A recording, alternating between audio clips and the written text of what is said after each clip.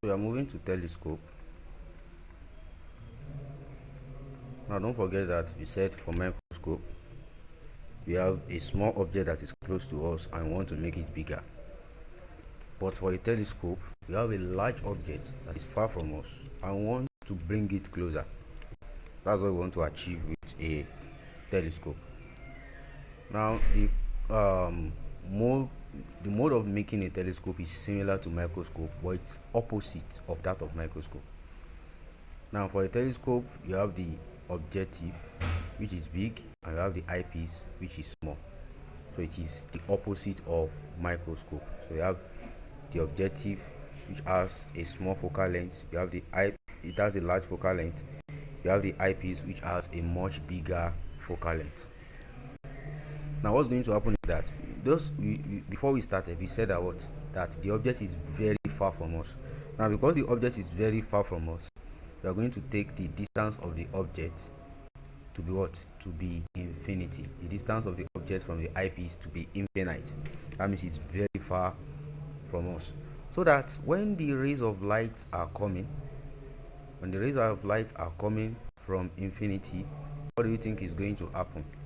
Let's assume that this is where we have the focus of our eyepiece, of our objective. So what's going to happen when the rays of light are coming from infinity? Let's say we have one ray coming this way, we have another ray coming this way. Know that this is not going to be deviated.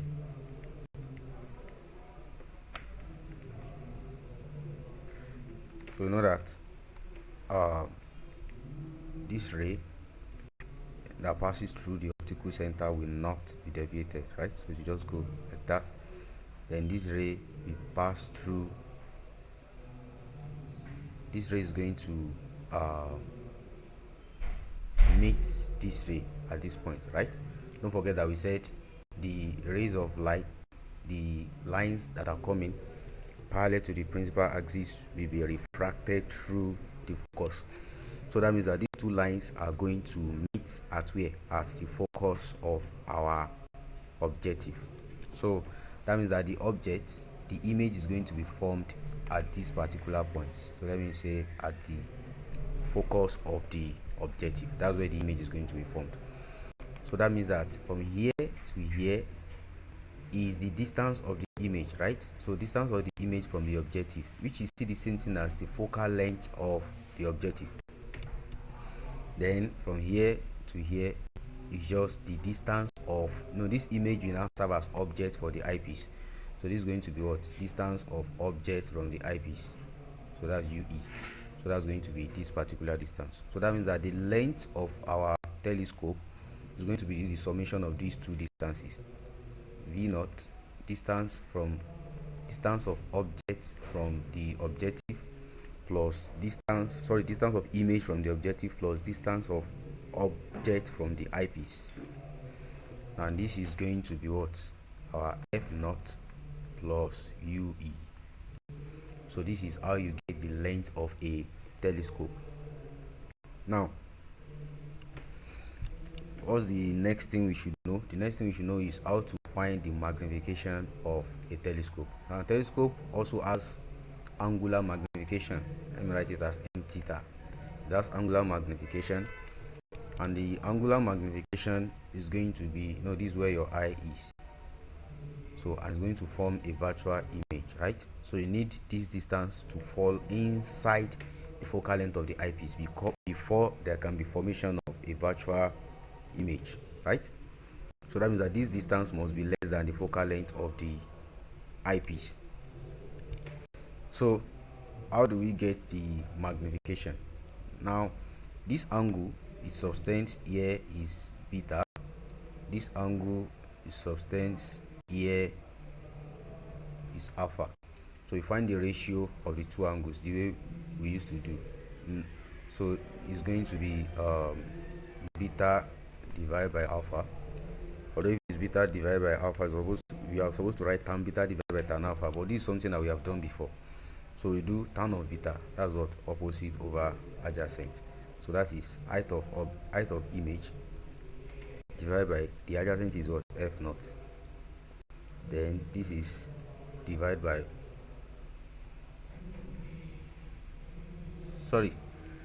this is supposed to be beta over alpha, alpha over beta, alpha divided by beta, because we do the angle that the final image is subtending at the eye divided by the angle that it is subtending at the angle that the original object is subtending. That's what we are supposed to do. So this is going to be magnification, is going to be our alpha, is going to be this distance, this divided by this. So that's height of image over ue divided by cos beta, height of image over f naught. So height of image over f naught, and this becomes height of image over ue multiplied by f naught over height of image. So this cancels out. You have what? F naught over ue. That's going to be the angular magnification of our telescope. But I've made a big mistake, and the mistake is that I'm supposed to compare to the final image. So this is where the final image is going to be, right? So this is what I'm supposed to do. So this is what I should have done.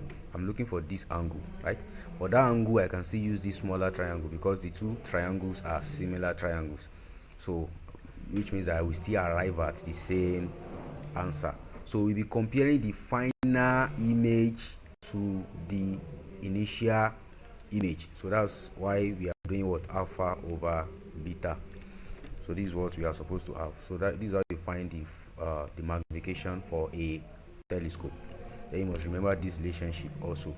Then you must remember that no matter what your object, the first image will always be formed at the focal length of the objective, no matter what. That's how it always is. So I think with this we are done with telescope. But this kind of telescope is maybe an astronomical telescope. There's also what you call a Galilean telescope. There's a Galilean telescope where you have two you still have two lenses. You know, for the previous one the two of them are convex, but here one is convex and the other one is concave, but they still maintain the fact that the objective is always bigger than the eyepiece. So in this case, the focal length of the objective lies somewhere around here, so that from here to here, this is the objective. So we have the focal length of the objective. Then from here to here, this is the eyepiece. So we have the focal length of the eyepiece. It depends. There are sometimes that their focal lengths are going to fall at the same point. So that's why I'm taking from here to here as the focal length of the eyepiece, and the same thing for the other one. Now the length of this particular telescope is going to be from here to here. That's the distance between the two lenses, and that's L. So that's what? That's our L, right? So that's the length of the telescope. Now the advantage that Galilean telescope have over astronomical telescope is that if you look at astronomical telescope is going to be long, but Galilean telescope is always shorter than astronomical telescope, because instead of still now placing this lens somewhere here, you know, if it's a convex lens, you can't place it here. You have to place it somewhere around here so that it will be outside of the other lens. So it's going to be longer. But if it's Galilean, it's going to be shorter than the normal. So in this case, our L is going to be what? F naught minus Fe. This is what you call the normal adjustment. The normal adjustment is when the two foci coincide at the same point. The same thing for this. You see that their foci coincide at the same point, so you call it normal adjustment. There are some times that the foci will not coincide. There are some times that their foci are not going to coincide. So in that case, you can take L to be what? F naught minus Fe. So what are we going to have in that case? So let's assume that we have something like this. We have our objective we have our eyepiece. Then this guy forms an image as its own focal length of objective, right? You know that the image you always form at this point, because the rays of light are coming from where? They are coming from infinity. So that means that from here to here is focal length of the what? Of the objective. Now this is our eyepiece, right? Now the focal length of the eyepiece might not be at this point. If it's not at this point, then it is not at normal adjustment. So this is where we have our image. So let's put our image here. So we now try to make this as the focal length of the of the eyepiece. So this is where the focal length of the eyepiece is. So in this case, you see that the final image is falling inside of where? Of the focus of the eyepiece. But it doesn't matter. No matter where it falls, this guy is always going to form a virtual image. Don't forget that. Don't forget what we said. That the concave lens always forms a virtual image. No matter the position of the object, it will always form a virtual image. Now what's actually going to happen is that we have light rays coming from infinity. Let me try to show this. We have light rays coming from infinity. Let's say this focal length of the eyepiece. So we have light rays coming from infinity.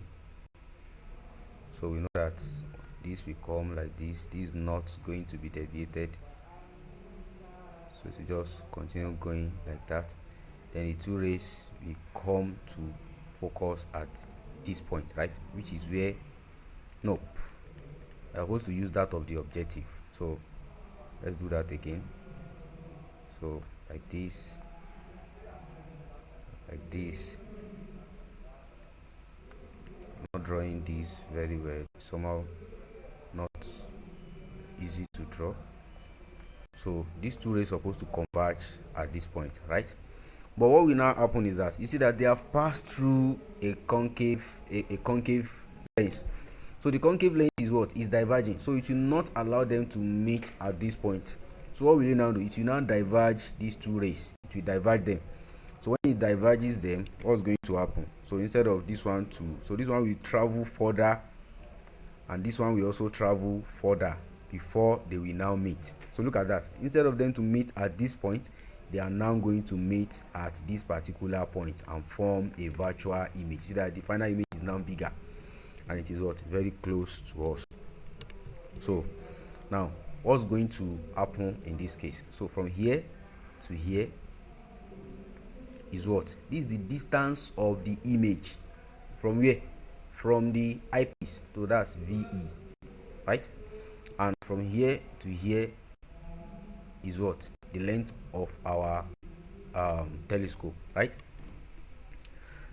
So what else can we deduce from this? So this distance, this particular distance is going to be what? The focal length of the objective minus focal length of, okay, distance of image from eyepiece minus focal length of objective. Although this does not matter, this does not really matter, does not matter much. So what we just need to know is how it functions and the formulas that we can use here. So I think this is good for us. Now, so this is how the telescope functions. Don't forget the angular magnification of a telescope is what? Focal length of objective divided by the distance of the final image. So that's how you do it. That's how you find the